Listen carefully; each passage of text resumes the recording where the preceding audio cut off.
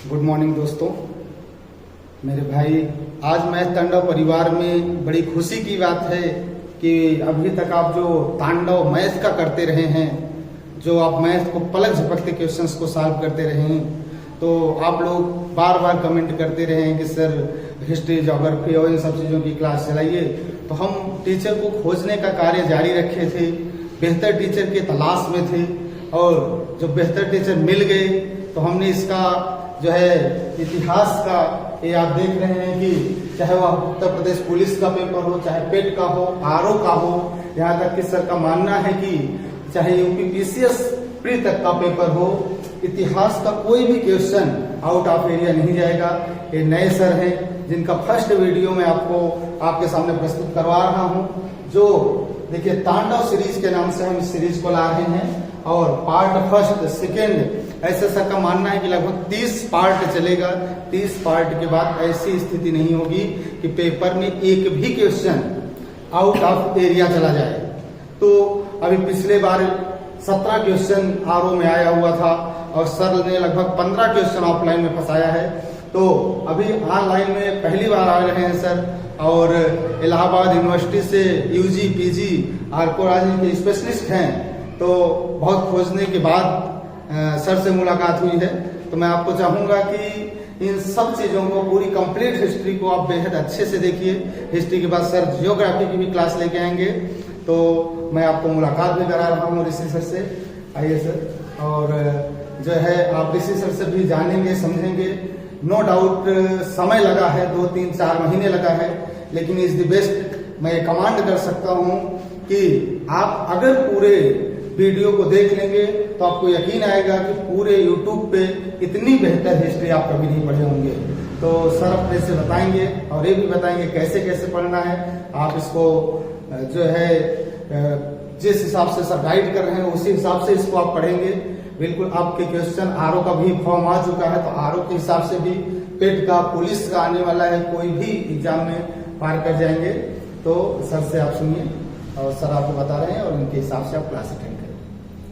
Good morning दोस्तों, मैं तांडव परिवार में आपका बहुत स्वागत है।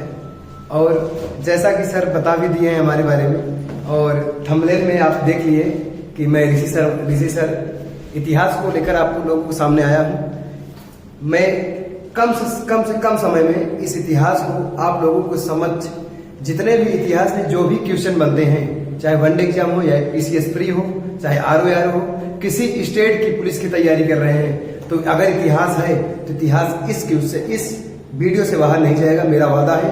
और इस इतिहास को लिखने की भी जरूरत नहीं है, 2 से 3 बार अगर आप देख लेंगे तो इस इतिहास को आप पूरी तरह से कर सकते हैं।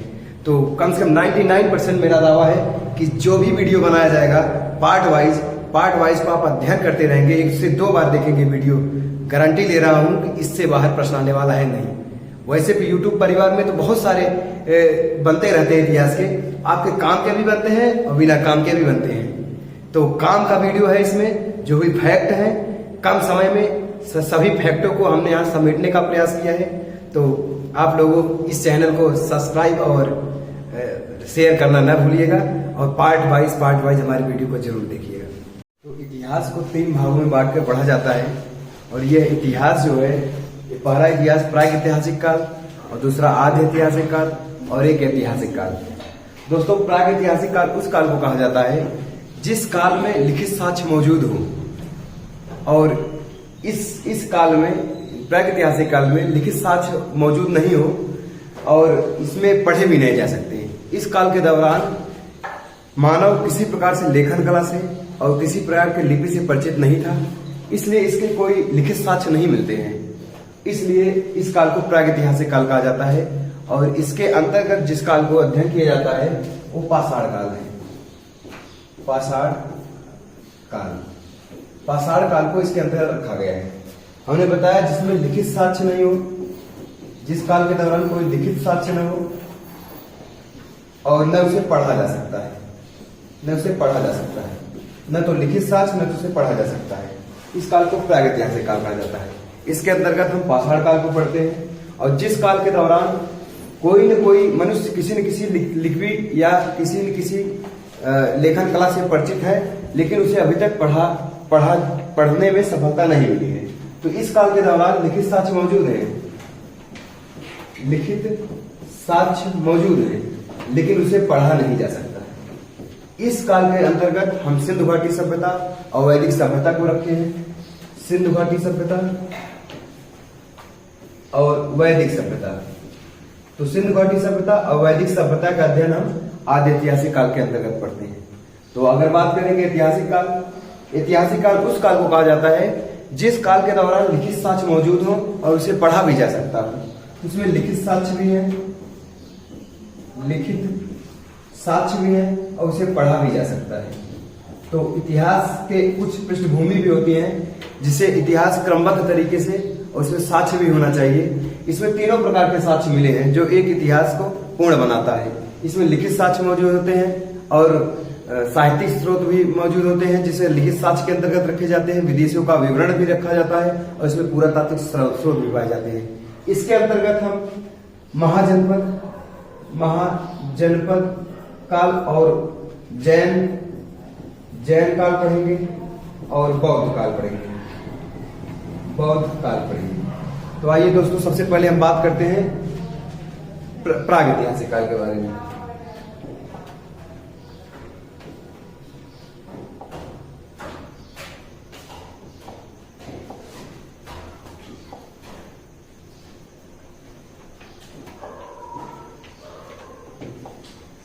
प्रागैतिहासिक काल के अंतर्गत पाषाण काल रखा गया है, पाषाण काल को।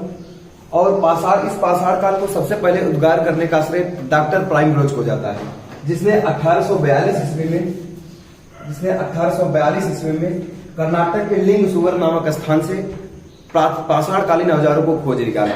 लेकिन अगर बात करेंगे इन पाषाण कालीन में औजारों में सबसे पहले हस्त कुल्हाड़ी का खोज किसने किया, तो इसमें रॉबर्ट ब्रूसफुट को माना जाता है। तो इस प्रकार से पाषाण कालीन औजारों को सर्वप्रथम खोज कौन किया, तो सबसे पहले खोज किया डॉक्टर प्राइमरोज। डॉक्टर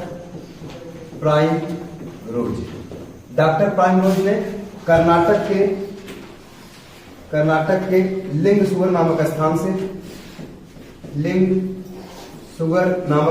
से पाषाण कालीन औजारों को खोज निकाला। उस पाषाण कालीन औजार में बड़े बड़े पत्थर, छोटे छोटे पत्थर, कई प्रकार के जो आदि मानव प्रयोग करते थे, इन पत्थरों का प्रयोग किया गया था। और इसमें सबसे पहले जो हस्त कुल्हाड़ी हैंडेक्स प्राप्त किया गया था वो रॉबर्ट ब्रूसफुट के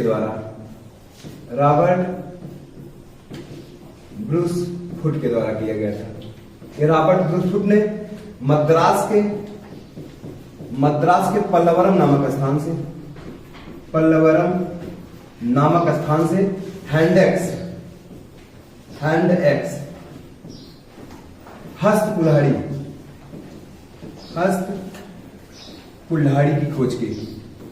और इन्हीं को, रॉबर्ट ब्रूसफुट को ही पाषाण काल के पिता माना जाता है। तो पाषाण काल के पिता रॉबर्ट ब्रूसफुट को माना जाता है। तो इस प्रकार से पाषाण काल के जो औजार मिले हैं, पत्थर के जो औजार बने हैं, इनके आधार पर पाषाण काल को 3 भागों में विभाजित किया गया है, जो अभी हम देखने वाले हैं।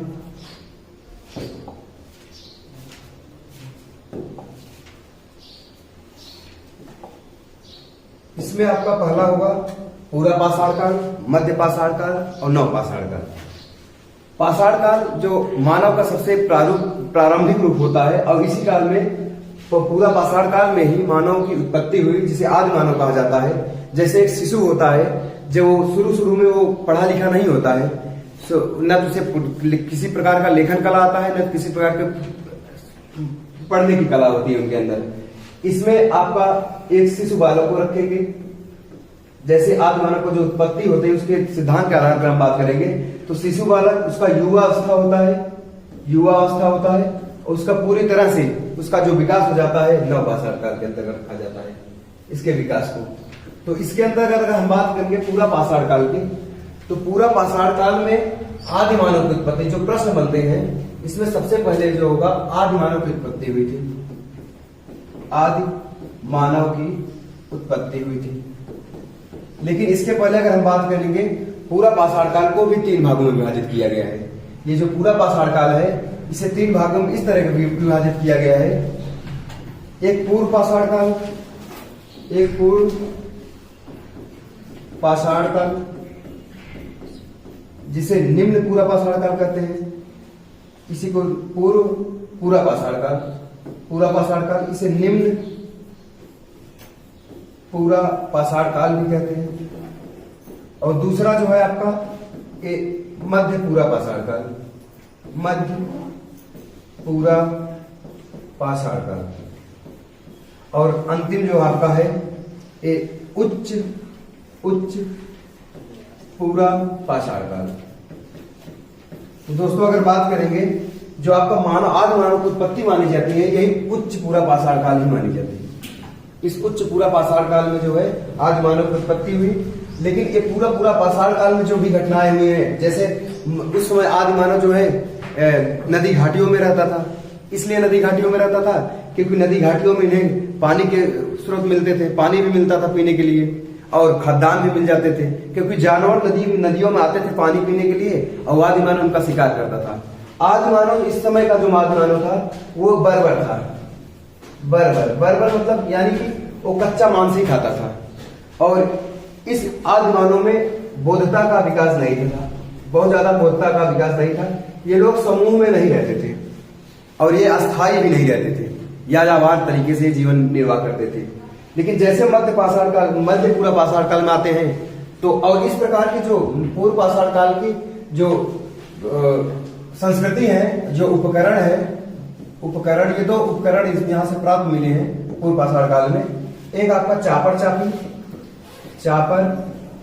चापी और एक पेबुल संस्कृति। सॉरी, चापर चापिंग पेबुल एक ही है, चापर चापिंग पेबुल संस्कृति। और एक और आपका है हैंड एक्स, हस्तकुलाड़ी। चापर चापिंग पेबुल ये एक प्रकार से उपकरण था जो पत्थर के बनाए जाते थे आदि मानव के द्वारा।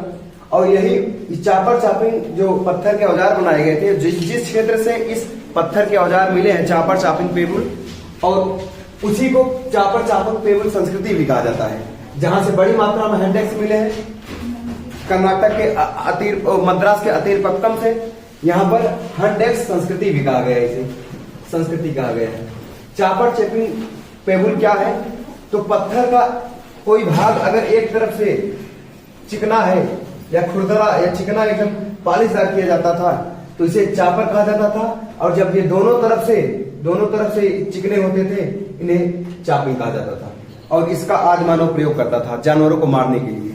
तो इस प्रकार से हमने देखा चापर चापिंग और हैंडेक्स संस्कृति जो है पूरा पाषाण कालीन का, पूर्व पूरा पाषाण कालीन का ये संस्कृति थे, ठीक है। और चापर चापिंग पेबुल संस्कृति को सोहन संस्कृति भी कहा जाता है, सोहन संस्कृति भी कहा जाता है। इस प्रकार से हम देखेंगे। और उसके बाद मध्य पूरा पाषाण काल में बहुत ज्यादा इंपॉर्टेंट है नहीं, यहाँ से मध्य पूरा पाषाण काल में यहाँ पे जो औजारों के पत्थरों के फलक से औजार का औजारों का प्रयोग किया जाता था। जो पूरा मध्य पूरा पाषाण काल में जो पत्थर के फलक से उपकरणों का प्रयोग किया जाता था, उपकरणों का प्रयोग किया जाता था पत्थरों के फलक से। इसलिए फलक संस्कृति भी कहा जाता है, इसे फलक संस्कृति भी कहा जाता है, फलक संस्कृति भी कहा जाता है। उस प्रकार से मध्य पूरा पाषाण भी। उच्च पूरा पाषाण में विशेषता यह है कि इसमें ज्ञानी मानव होमो सेपियंस का उदय होता है। इस उच्च पूरा पाषाण काल में, उच्च पूरा पाषाण काल में ज्ञानी मानव होमो सैपियंस का उदय होता है। इस प्रकार से हम इस पूरा पाषाण काल को कंप्लीट कर दिए। मध्य पाषाण काल में जो विशेषताएं होती हैं, इस मध्य पूरा पाषाण काल में जलवायु थोड़ा गर्म हो जाती है। मध्य पूरा पाषाण में जलवायु गर्म हो जाती है और बर्फ पिघलने लगती है और मैदानों में हरे हरे घास उत्पन्न हो जाते हैं। और इसी मध्य पूरा पाषाण काल में मानव ने सबसे पहले पशुपालन, और ये पशुपालन दो प्रकार के पशुपालन, एक जंगली का ये शिकार करते थे, जंगली का शिकार करते थे। और जो पशुपालन करते थे इसका जो साक्ष्य मिला है हमें, पशुपालन का जो साक्ष्य मिला है, ये मध्य प्रदेश का